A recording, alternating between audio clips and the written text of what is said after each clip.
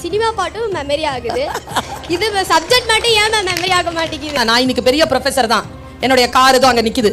என்னுடைய own car, என்னுடைய own house, என்னுடைய ஓன் எல்லாமே எனக்கு இன்னைக்கு ஓன்ல இருக்கு. எல்லாமே நான் படிச்ச படிப்பால வந்தது. ஆனா ஒரு சினிமா பாட்டு மனப்பாடம் பண்ணி ஒன்றும் சம்பாதிச்சதில்லை. நான் எந்த பாட்டை மனப்பாடம் பண்றேனோ அந்த படம் எடுத்தவன் தான் அதை சம்பாதிப்பான்.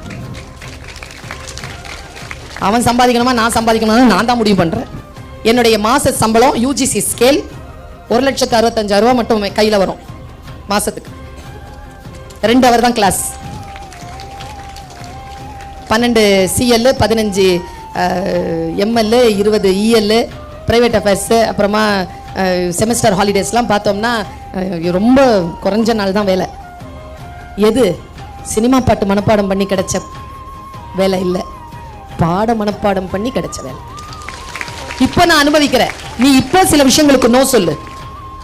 புரியுதா? நான் என் வாழ்க்கையில் இப்படித்தான் இருக்க வேண்டும் என்று நான் முடிவு செய்கின்ற பொழுது என் மனதை நான் நிறுத்துகிறேன். ஆர்வம் எங்கே போகிறதோ அந்த ஆர்வத்தை கட்டுப்படுத்து குழந்தைய. நான் வந்து ரிலாக்ஸ் ஆகி ஒரு சில விஷயங்கள்ல என்ன அப்படியே தண்ணி மாதிரி இதை இந்த பாட்டில் இப்படி கீழே கொட்டிட்டேன்னு வச்சுக்கோங்க, ஃபுல் பாட்டில் அது பாட்டுக்கு ஓடிடும். அப்படி நிறுத்தணும் பாட்டில், மனசு அப்படி நிறுத்தணும். படிக்கும்போது அப்படி நிறுத்தணும். நான் ஒன்று சொல்றேன், இந்த உலகத்திலேயே ஒரே ஒருத்தர் தான்ப்பா நம்மளை காப்பாற்ற முடியும், அது நாம மட்டும்தான்.